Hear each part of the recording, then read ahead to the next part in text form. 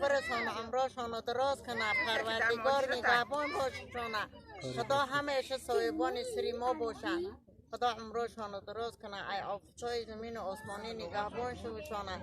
به نوروز دیگه به سال ماه نوی دیگه پروردگار کریم برسان مانه، امر هزار بتیشان و خیر و احساناشان به درگاهش قبول بگردانه.